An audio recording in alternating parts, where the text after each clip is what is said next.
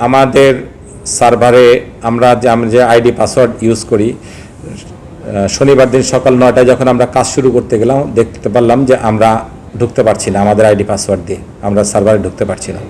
পরবর্তীতে বিভিন্ন জনের করে দেখলাম যে আমাদের আইডি পাসওয়ার্ডটা হ্যাক হয়েছে। আসলে যারা হ্যাক করেছেন তারা কি উদ্দেশ্যে হ্যাক করেছেন এটা আমি বলতে পারবো না। তবে ওই হ্যাকিংয়ের সময় আপনি জানেন যে 14 তারিখ ছিল শনিবার, ওই দিন আমরা কিন্তু ফার্স্ট ডোজের জন্য কোনো মেসেজ দেইনি, কিন্তু দেখা গেছে বেশ কিছু মেসেজ চলে গিয়েছিল 14 তারিখে। এটা ওই যারা হ্যাক করেছিল বা হয়তো বা কিছুক্ষণ হ্যাক করার পর ওপেন ছিল, যে কারণে মেসেজগুলি গিয়েছে।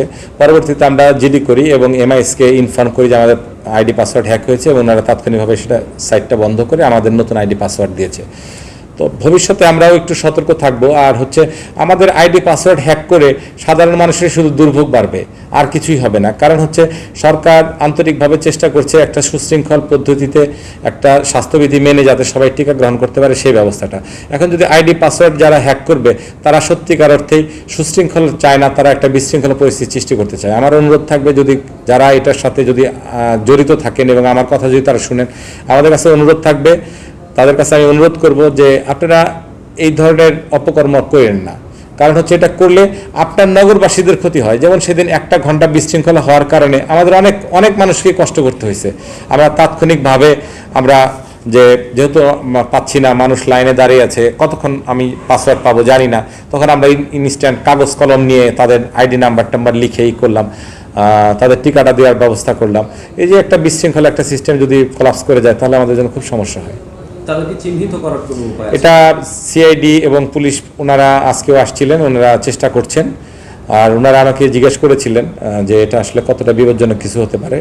তো আমার ধারণা যে শুধুমাত্র মেসেজ দেওয়ার জন্য, আমরা তো মেসেজটা দিই সিস্টেমেটিক ওয়েতে, যারা আগে রেজিস্ট্রেশন করেছেন তাদের মেসেজটা আগে দিই, যারা পরে রেজিস্ট্রেশন করবে তারা পরে দেয়। ক্রনোলজিক্যালি আমাদের কাছে একটা মনোনীত তালিকা চলে আসে সেন্ট্রাল আইসিটির মাধ্যমে, এভাবে দিই।